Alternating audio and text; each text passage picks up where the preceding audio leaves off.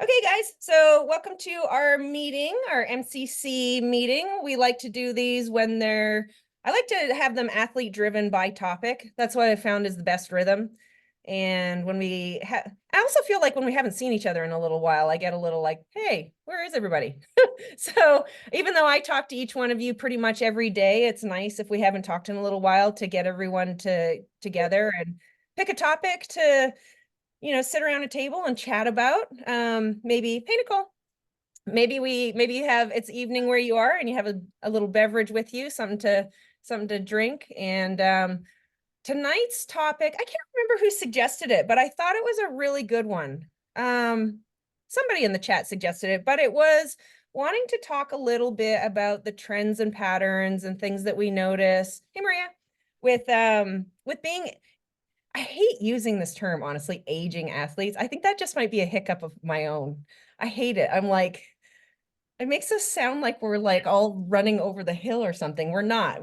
I think of like, as you're getting older, it's like, even this, like you guys see Volker, like 75 plus, right? Like that's starting to get there, but it's like, he's even kicking ass and getting better. So I guess the topic really truly is about being aging athletes. And I joked before we started recording is that none of us are under 25 anymore. And the way we handle training, the way it affects us, the different things I notice are definitely different when you're in your, teens, early 20s. And I would say up to probably like 32, 35. And then that's when I've noticed over the years I see things start to change. So obviously like I get to see a lot more than most people because I get a lot of people's data and a lot of people's journeys and experiences over the last 20 years. And not only through peers that I've trained with over the years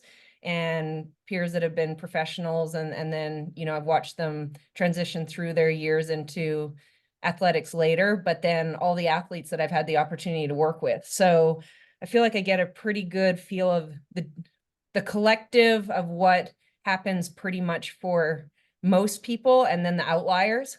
And to be honest, there's a lot more outliers than what we think. I think because for most of us, you only get to be like, see yourself and talk to maybe a couple other people, and you don't realize like most people, we have a long time to still keep getting better. So anyways, I do think this is a really good topic. I think in my opinion, my experience, it's a little bit of a misunderstood topic, and people put messages out there that hold people back more than they should, right? I think people are in general held back from what they might be excited to go and try and do because they keep telling themselves or thinking that or society or their peers or whatever tells them that they're too old. And from a lot of the things that I see, there are the actual consistent hangups are not anything typically to do with age, to be honest. So I'm gonna share those with you tonight, and then I want this to be also like I said, I want us to all share because you're all really good athletes, and you all have something to share on this topic. So, um, so the first, I'm already talking too much.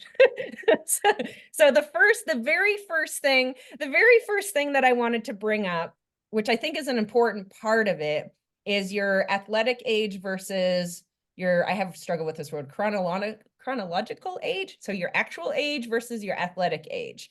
And so that matters, right? So it matters in that how much wear and tear you've put your body through. So in the equation of what your training looks like, if you've been an athlete for 30 years, 40 years, 50 years, and you're also 40, 50 years old, that is going to look a little bit different in terms of what your training stimulus is going to be versus if you are new into sports but you're over the age of 35, 45, 55. Okay. So not necessarily is that a bad thing as far as like, oh, I've been doing sports a long time, now I'm a cap. I could see it, right away people think, is that a limiter? No, it just means that how you respond to certain training is going to be different, as well as what your training protocol from the start is going to look different. When you have a lifetime of sports under your belt, you have a certain number of repetitions under your body. So aerobic, maybe it's aerobic conditioning, maybe it's coordination or agility or power or strength, that you just have a lifetime of that built up. And that might be different than someone who's starting out brand new. You also might have more miles in you or more injuries or things like that that you're carrying forward that need to be addressed differently, but you also have a lot more under your belt. You're even if it comes from a different sport, you have, maybe you have a little bit more power, you have a little bit more speed, those kinds of things that have been developed your whole life, that if you've never done sports, then that's not there yet. So that's something to take into consideration. If you start later, your body is fresher. Yes, you may have no injuries yet at all, and you're very fresh, and the rate of improvement is going to be quite quick. However, you've got to make sure that you start at a level that is the same as a beginner, right? Is that you haven't put those miles in yet, and you also don't have any injuries yet. So those are sort of the one topic to look at, is the athletic age versus your chronological age, and where do you fall in that? I know I cannot say that word. So where do you fall in line with that, right? Like, where is that for you, and what are you carrying into? And then that is really important for what, not necessarily what your goals are going to be or what your limiters are, but just how your programming looks, and also what your recovery and your self body maintenance might look like. Okay. And that comes from, that's the next point that I put down. It's really important. What is your background, and how does that fit into your new sport that you've chosen? So most of us comes, so if you are brand new into sport, that is one protocol as you get going. But if you come from another sport altogether, how does that transfer over into your new sport, and where does it fit as far as it might be helping you? Or it might be something that we have to look at and say, hey, this is something you've done for a while, and we've got to completely change that dynamic for your new sport. So I'll take, for me, for example, I came from show jumping, but then got into triathlon pretty early in 1999 and endurance sports. So I was at it for a long time, and had the 1999 till 2012 in endurance sport.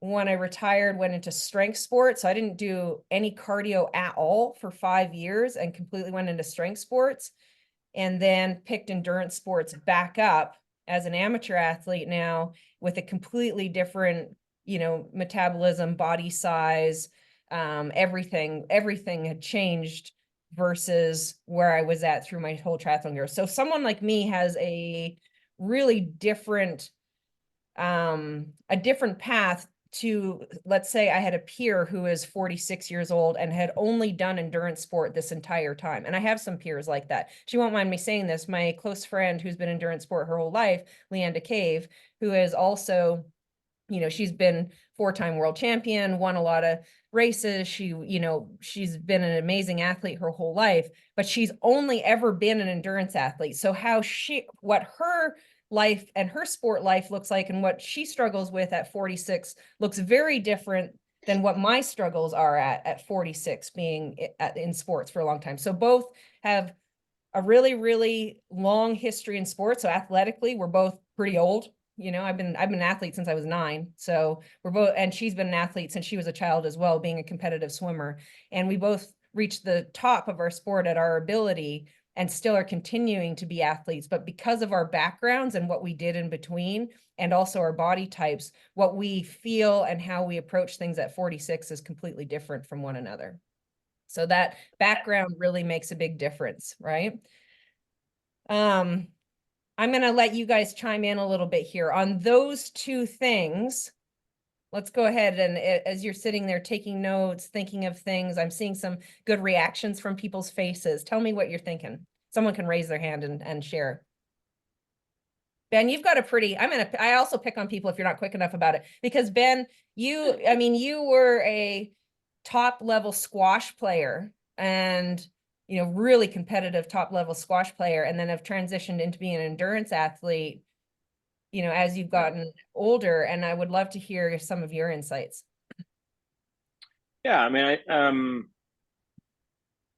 Thanks for the topic. It's a good one. And I think the benefit that I got from I was a college All-American and would have made a very bad pro, and so chose not to do that, just as the level that I was.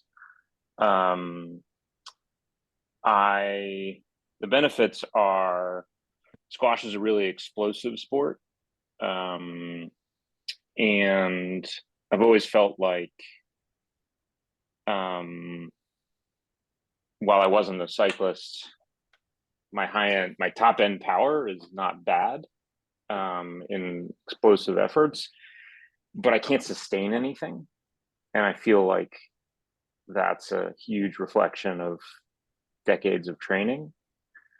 Um, I do have this sort of strength in my, just call it my trunk, that doesn't seem to have gone away. Thinking back to that wall sit thing that we did, I hadn't done a wall sit in 20 years, and Marilyn made us do wall sits at a camp, and like I could have sat there for a long time. Yeah, it Um, was like, it was a really long time. You guys, we had to finally pull the I plug think on it. It was impressive.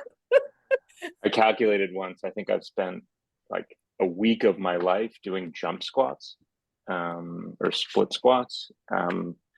So there's definitely some benefits, and I also feel like just how to train, like how to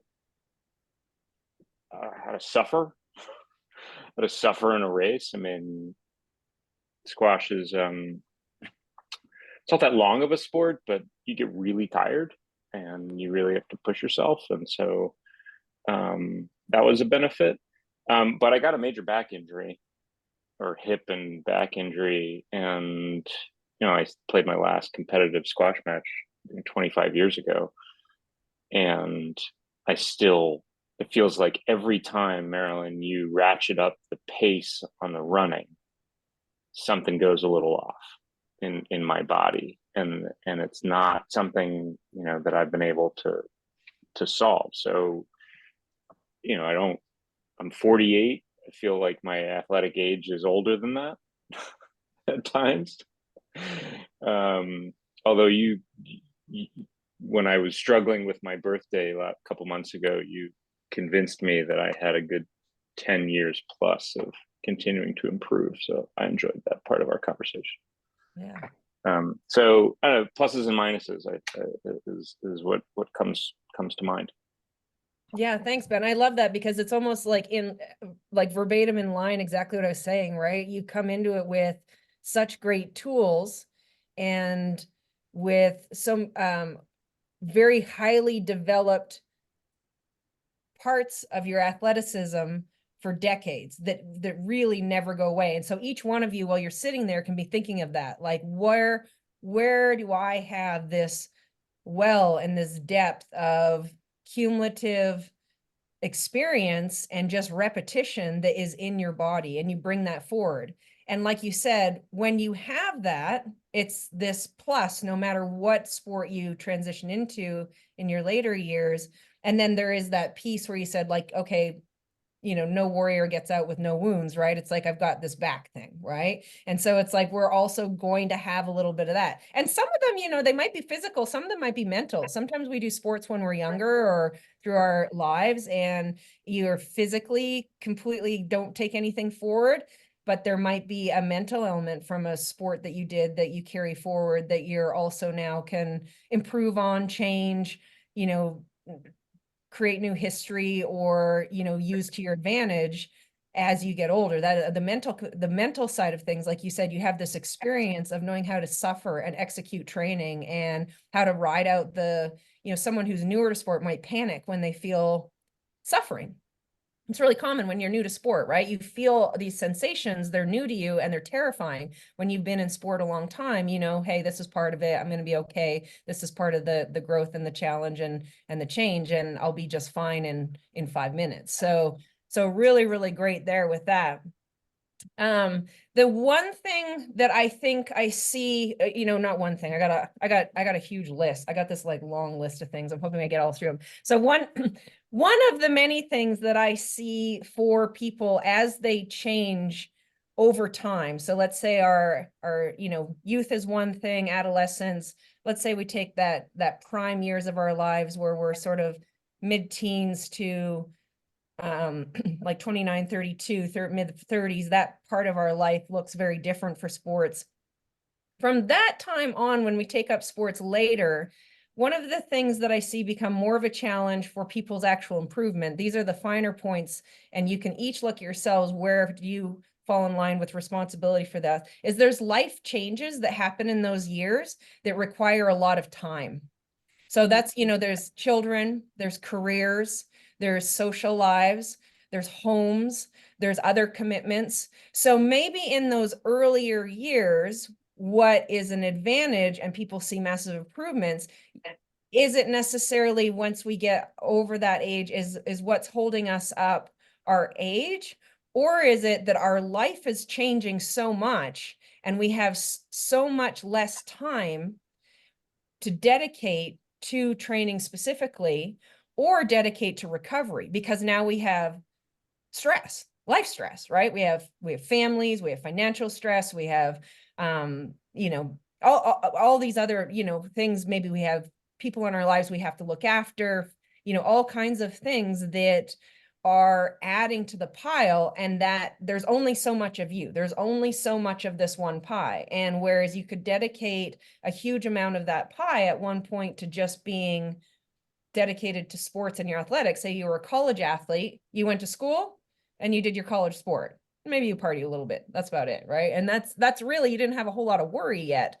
Whereas now there's so many more pieces of this pie taken up, and you're trying to also cram your athletics in there. So that tends to be where I encourage people to look and say, how many pieces of this pie that aren't necessary that I could eliminate to put more in line with the goals that I want for my athletic lifestyle, or improvements or goals, or whatever it is that we're trying to get out of this sport. If there's sometimes there's things, Gordo, my mentor, and I worked with Endurance Corner for like 12 years, and he was really good about teaching me. And there's this huge part of him, he said, anything that you look at in your pie and it is taking energy away from you that isn't in line with your goals, if you have the ability to eliminate it or delegate it to somebody else because you want to dedicate that time to being in line with your goals, then you should take that opportunity. If that's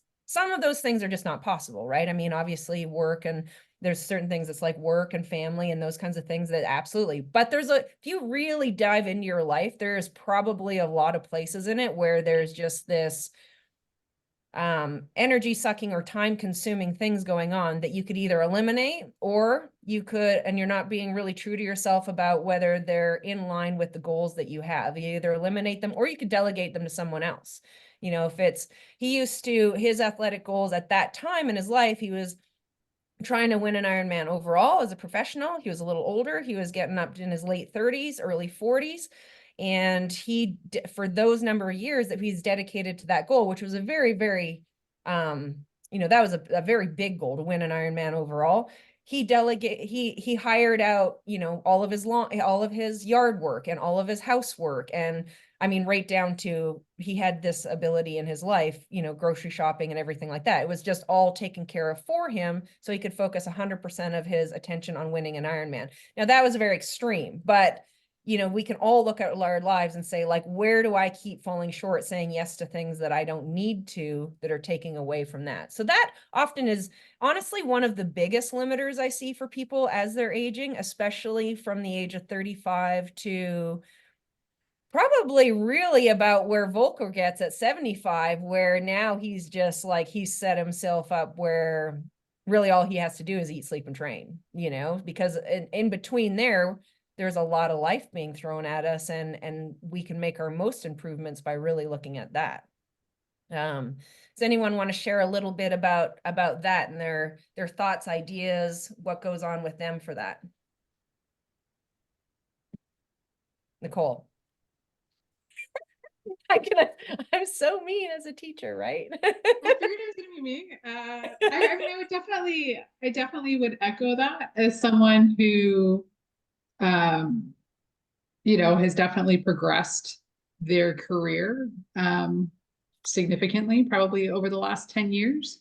My job definitely means that I have to travel a lot more than I did when I was kind of in as a peak cyclist, right? Like when I was cycling, even though I was still working full time, I had the ability to work remotely. I had very little work travel commitments. So, I was based in Tucson for 3 weeks at a time, just kind of working, training, sleeping, eating, and that was pretty much my life. Whereas, you look at my training work schedule now for marathons, like pulling your hair out. I have a week in 3 days in Stockholm with 48 hours in London, back in Bermuda for 8 days. Then I'm in New York for 5. Like it doesn't stop. I did a 48-hour turnaround to India and back in February, which took me 4 days to get there for 36 hours of being in India. So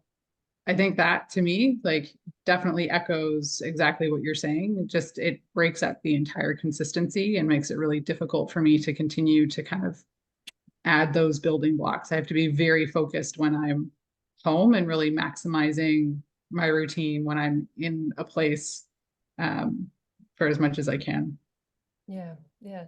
And that's all normal stuff, right? I mean, I think the most important part of that is that it's not a bad thing. It's just something to recognize and to take into consideration when you're, when you're going after goals, or when you have those sessions that are really great, or you have the sessions that are really tough on you mentally, to know, hey, this is okay. This is just part of it. And this is where, and it's where to avoid the trap of comparing yourself to Which I'm other great at. people, or Not other comparing people, yourself. just myself. I can just compare it. Like, I've got training peaks for like 15 years worth of data. And, I can go back to my prime cycling years of 2013 and pull up my power numbers versus today. And it's depressing.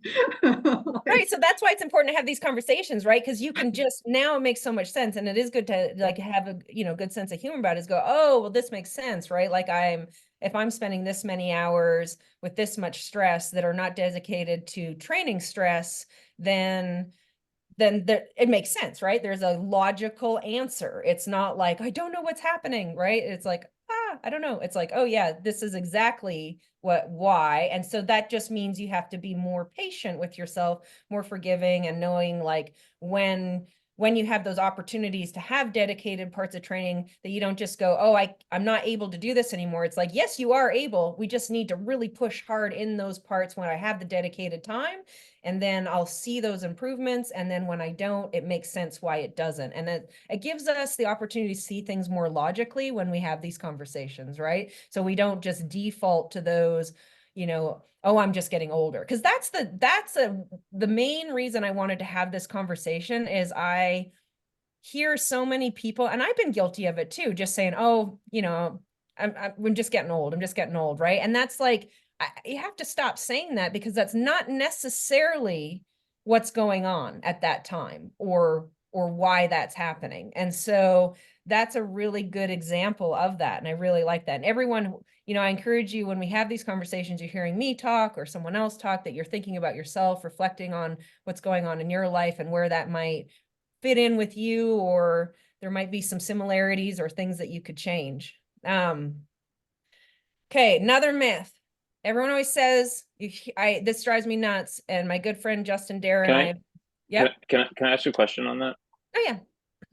When you have somebody who's got a travel schedule like Nicole just described, and I've had a lot of travel, do you stay away from the top end work? How do you think about like the intensity of the sessions, as opposed to just sort of ticking it over? It really, honestly, Ben, it depends on the person. That's a really great question. I love that. Thank you. And it really depends on the person. A couple of things. It depends how they travel. It depends if it's international travel, right? International travel is a lot more stressful on the immune system and just overall on a person than it is if it's local flights or long haul drives. It definitely depends on the person, how well they travel. I have one gal, Lindsay, she's basically on a plane in a different part of the world every single week, but she travels really well. You know, she gets to travel first class and travel. She's been doing it her whole life, so it doesn't affect her that much. She sleeps really well on planes. So someone like her, obviously within the first 24, 48 hours, we've got to make sure everything's loosened up and all the swelling from travel is down, because people get really puffy when they travel. Swelling comes up, stiffness, tightness, and the immune system's a little bit beaten up. And so you want to be careful in the first 24, 48 hours, make sure that we're not going to, you know, pop, rip, tear, or send someone, you know, in a hole. But then after that, if they travel well, you're pretty much able to get to pretty normal training. And but for someone who travels quite poorly and maybe they struggle with some injuries that could pop up with extended periods of sitting, then yes, you got to be really careful and just stay in that safe zone, because you're better to be consistent and tick over a lot of, we don't want to get to a point where we're not able to do anything. We certainly don't want to get home from the trip and then be injured and not be able to train. We want to be able to get home from the trip and be able to train. So really depends on the athlete, and depends how you travel and how used to traveling you are, and whether it's international or not. Yeah. So yeah, hopefully that answered that. So then the next myth that, yeah, I was just about to jump into there was that, and like I said, my good friend Justin Dare and I had a lot of conversations about this, and it's sort of, I really feel it's a myth based on so many people, and as well as my own experiences, is that they will say, as you get older, you need less training. I absolutely disagree with that statement. I 100% disagree with it. It's harder to train more as you get older, okay? Because you're going to be more tired, right? You're going to have less time. You're going to have more life stresses. Recovery is harder. However, in order to improve as you get older, there isn't, especially the athletes, I'll use myself as an example again, the athletes who have been training a long time. So I've been doing endurance sports since 99, been an athlete since I was 9. This is the thing people say to me all the time. You probably don't need train much at all to go pop up off the couch and go do well in a race. And that just about cracks me up, like doubled over every single time, because that is absolutely the exact opposite. For me to get any training response at all, because I've trained so much for so long, I have got to work really, really hard. If I'm headed to an event that I know I want to do well at, the amount of work and mileage that I have to put in for my body to actually get any kind of training stimulus is a lot. There is no free ride on this. There is no like, well, you've got it in the bank, you've been doing it forever. Now, in saying that, there are certain things that just carry over. You know, there are, like Ben, we were talking about, there are certain things I'm wiser, I'm smarter, I do have a depth of endurance and experience, things come around.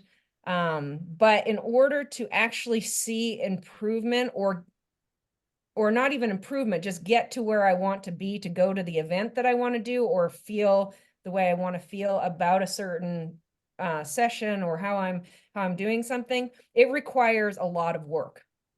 Okay, it's not going to be like, oh, I used to do 20 hours a week, and now because I've got 25 years under my belt, I can get away with 9 hours and I'm going to do well. In fact, it's the exact opposite. I'm going to fall apart at that point. I absolutely need to do a lot of work in order to perform well. The tricky part is, and the balance part of that is, your recovery is harder and you're going to be more tired from it. The other piece of that that we do know is, as you get older, your strength, your speed, your athleticism does decline. And so you have to continue to work on that through drills and strides and sprints and sport-specific strength and the gym work and the mobility and all of that kind of stuff. So that stuff, and that all it decreases or changes for everybody at different rates and different times. So that all is a part of what we have to keep addressing as we get older, especially nervous system speed. That's why you guys see me have you do so much of that kind of stuff, where it's, whether it's high turnover stuff on the bike, Some of you I challenge very hard because I know that they've got good nervous system speed. Some of them it's going to be a little bit easier, but we're still challenging nervous system speed, strides, drills, turnover type stuff. That kind of stuff gets lost as we get older, and we have to keep working it. We have to keep engaging it all of the time. That's really important. Doing sprints, if we just do a lot of volume and go slow all the time, then we're really, really going to get weak and slow. For some athletes, what rate they lose that is different for sure. So that idea that as we age, we need to do less, I think you can continue to get better, but the finer points, like those little details, are really important, and you still absolutely have to work very hard to keep improving. The other part of that is important for people to know is, yes, intensity as we get older is extremely important. It's also more painful. Same thing, like when you're a kid, you see kids run into, cold water and go and play all day and they don't even feel it. And an adult goes and gets in and they're like, geez, that's cold. And they go barreling out of it, right? So sort of the same thing when you're younger and you do VO2 sessions and you do threshold sessions and you do all of that, they come easier and they don't hurt as much. So we think as we get older, oh, I can't do this anymore. We can absolutely do this. In fact, we absolutely need to do this. It's very important, but you have to come to terms with it's going to hurt more than it used to. Okay. It is absolutely going to hurt more.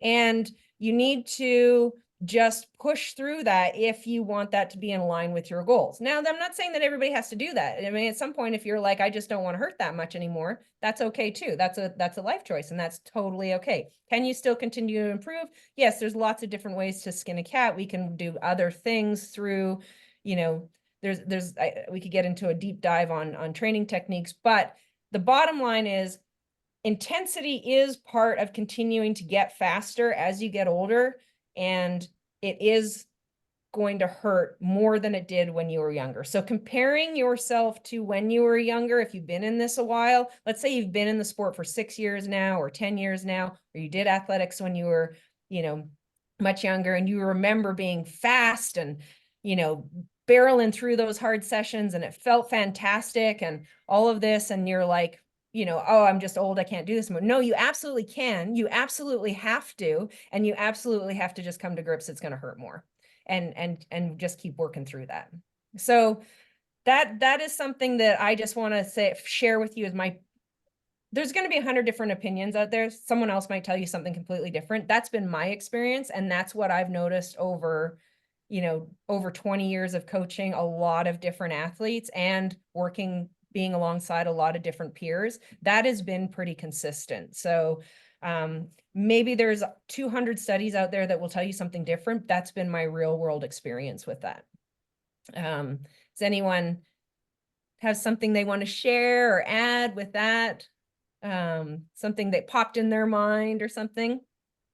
Do you think that concept that you just said is contributing to less people as the age groups go up, that there's less and less of them, that basically just freaking hurts more to train? Probably. I mean, I think a lot of people get to a certain point in their life, and I've certainly heard this from people, they just don't want to hurt that much anymore. Mm-hmm.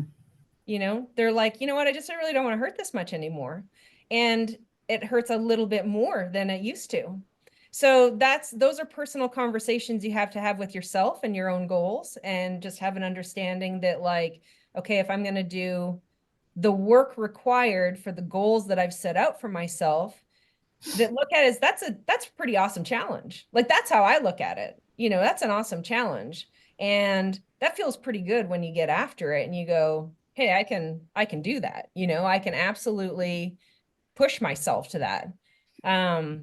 So yeah, I think some people do get to that point. You know, they just don't want to hurt that much, or they don't want to push themselves that hard, or they don't want to feel that tired anymore. And that comes from a lot of, and like I say, it always circles back to your life as well. Like you get to a point sometimes in your life where you have so many other things going on, family, grandkids, work, careers, that you're already kind of tired from all of that. And you're looking at this as this is fun. And it is fun that instead of thinking, hey, this is more added stress, this is fun to go this hard, and I get to go this hard. It's not I have to, I get to go this hard. And so some people, they get exhausted from their life and they look at their training, and when it gets hard, they think, oh, I don't want to suffer here too. I already am like sort of dealing with a lot over here, and their well is empty. So reshaping how you think about that could be very helpful. It's like, actually, I'm at this age and I get to go and really get after this. And that's kind of awesome, you know, and I really, really gotta,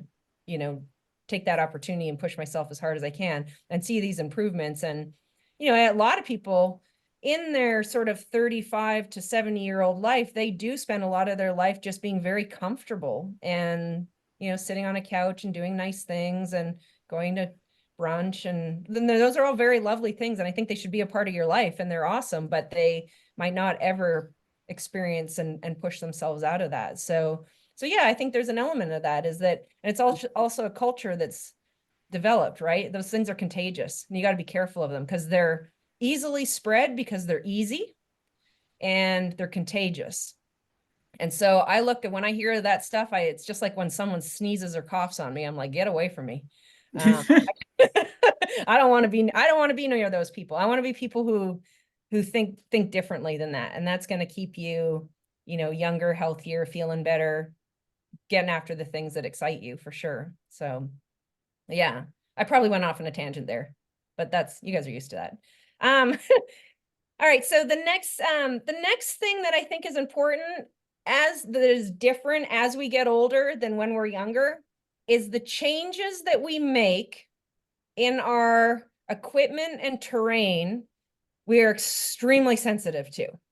That's where a lot of the injuries pop up. So Ben, you gave a good example with like the travel. So you'll hear all of me, and the longer you do something, you are so sensitive to the tiniest thing. So when we're younger, we can raise and lower our seat like an inch and not even notice, and go and ride 100 miles and it doesn't matter. And we can have 20 different pairs of shoes of all different drops and support and run all different kinds of terrain, and it never matters, right? And, you know, you can just sort of switch up paddles, and it doesn't, you know, your shoulders don't even feel it, and you just get a better workout.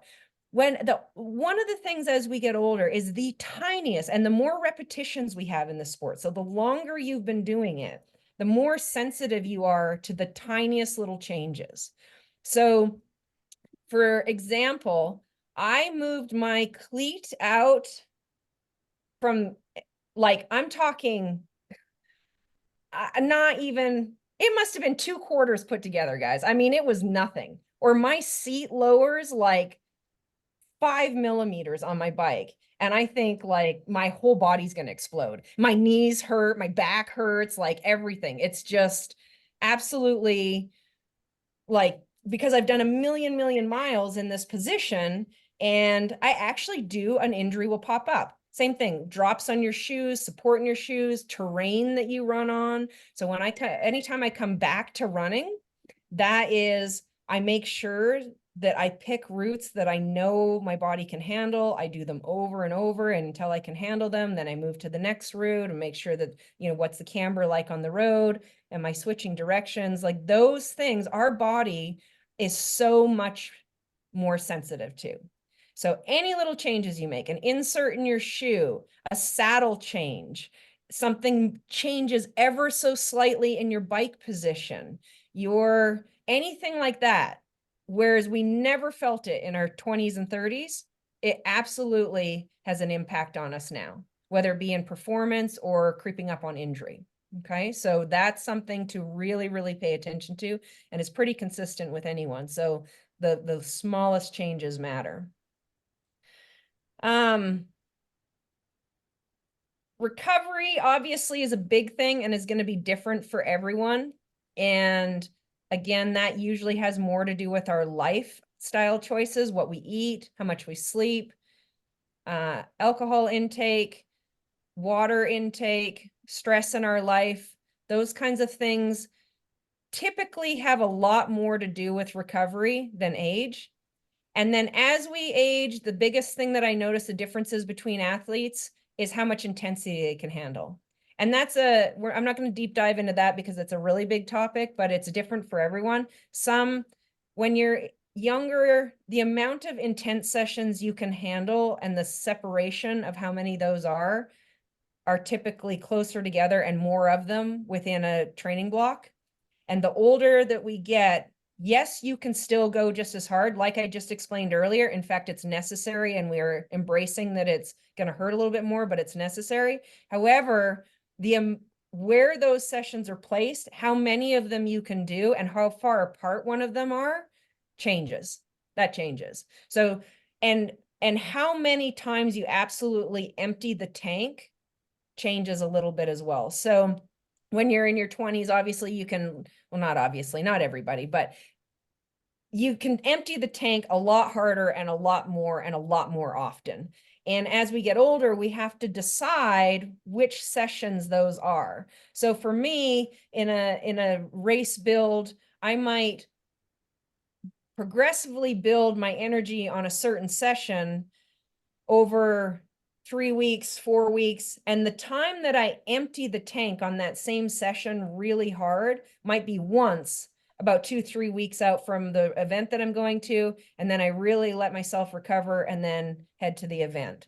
And so the amount of times that I actually am going all out in training, like all out, is probably less often. I'm working very hard. I'm doing the intensity necessary. I'm embracing the fact that this is going to hurt more. I'm definitely out there giving it, all I've got when it's needed. But the amount of times I actually go to the well and empty the tank is going to be very specific, spread out. And most of the time, you'll hear me say this to you often, is you're going to hold, I always use the phrase of holding that last poker card close to your heart, and you only let it go on race day. And that's the reason I use that analogy, is we've got a few less of those cards to play as we get older. So we have to be a little bit smarter where we play them. Okay. Like that. Absolutely. This is the day I'm going to lay all my cards on the line. So yes, we have to do the intervals. Yes, we have to work hard. Yes, we have to accept they're going to hurt more. But the times we empty the tank, you guys there's a difference there, right? Empty the tank it's on specific days or on specific workouts spread out from one another and only on special times. And for most of us, that really empty the tank special time is going to be on a race day when there's something that matters on the line, right? It might be once or twice in training, but it's typically going to be on a race day. So that changes as we get older as well. Whereas we might do, a lot of those in training when we're in our 20s. Does anyone have any experiences with that they would like to share? I would love Sarah to share. I think Sarah's the master at that, because Sarah is consistent. And she does all of her training like a superstar. And most of the time she's usually, I'm going to share this about you without your permission, but I love you. You're always like, oh, I didn't think we're all hard on ourselves. I don't think I did good. I don't think every once in a while she'll be like, I think I did good today, but she's really hard on herself, but she's just super consistent in training, does awesome. Checks off all her training, super consistent. But when it comes to race day, this girl empties the tank. I call her a racer, and she absolutely nails it and is like at the top of her podium and pulls out performances that everyone's like, where did that come from? And it's like, yeah, of course. Like it makes sense, right? Like she's consistent, she works hard, she gets the intervals done, but she never goes to the well and empties the tank until something's on the line. And then when it's on the line, you got a racehorse on your hands. Like you're not stopping her. So Sarah, I'd love to hear, I mean, just, I know that about you, Oh, you got to unmute yourself. Not sure I can totally explain it. I definitely take the attitude of never overdoing the workouts that, I just try to do the bare minimum, but I do the whole thing, but I'm not like trying to go above and beyond ever. I guess I started in triathlon though in my 30s. So when most people I didn't do really much working out before that. So anything I do now is better than I did in my 20s. And now I'm just about 55. So I don't know. I just go out and always try to see what I can do. I think if I'm riding outside on regular days, like the road isn't closed, so I'm much more leery to push it. But race day, I want to see what I can do. And Marilyn tells me what she thinks I can do, and I don't want to disappoint her. So it's really all about not disappointing Marilyn. That's so sweet. No, that's I mean, I love that you know, just by nature, you said it perfectly. You do every single session to its complete, but you just hover on the end of knowing like you're getting getting the work done, but saving it for race day. And I think, you know, in that 35 plus range, that's really important. It's actually pretty important even for the younger athletes as well. That's a skill. That's a whole topic in itself. That's the skill in itself to be able to do that. But as we get older, we have to refine that down to being able to really, really dial that in and know like, okay, this is the day I'm gonna really shine and empty the tank. So, you know, if anyone's wanting to watch exactly how to do that, just watch Sarah's results and you'll be able to see that that's pretty cool. So You don't have to go above and beyond every day, just race day. yeah. See, you should, what's that? Would they say like quote that or hashtag that? That's your quote of the day. That's perfect. I love that. Perfect. Okay. So the last story that I wanted to share with you guys before we just quickly touch on the run nutrition stuff, and I don't even know if we should interject that into this whole conversation. It was just added on there as a second question. Maybe we save it for another day. But the story I wanted to share with you guys is, I don't know if everyone remembers an athlete, Faris Al-Satan. He was a German athlete who won Hawaii. He was a top German Ironman athlete, won a lot of races, top 3 in Kona several times. Like I say, won Kona. And he used to come to Tucson to do his world championship training camps every year. And he brought a whole crew with him. And I was fortunate enough to get to train with them for the most of those camps. And each year, you know, as he progressed in the sport, and he was getting close to, I think, 38 or 39 the last time he came here for one of those preps. And he said, you know, his desire was still there. So the things that he felt were limiters as he got older and still trying to back up winning a world championship. So as a lot of people's desires fall apart. So like I said, that's contagious. Like a cough that I stay away from. Keep the desire, right? You got to keep the desire to want to improve. So his desire was still there. He still wanted to work that hard. He still wanted to put in the training. He still wanted to race hard. So that was there and it was intact. The work ethic was still there. He still had that. He still wanted to work very hard. And he knew what it took, and he was willing to embrace tackling the amount and the intensity of training it was going to take to win the world championships against the best in the world. And all of that was intact. The structural ability was in place. He had a whole team of physios, doctors, training partners, away from home, no distractions. Everything was geared. I use this extreme example. This might be outside of all of our lifetime, but as an example, everything was geared towards winning this world championship. You know, and this is a guy who'd been in the sport since he was a child. He, you know, raced as a kid in Germany and all the, you know, been racing his whole life. The thing that became his limiter was that his body no longer, as far as injury, could withstand some of the sessions he knew were required to win a world championships.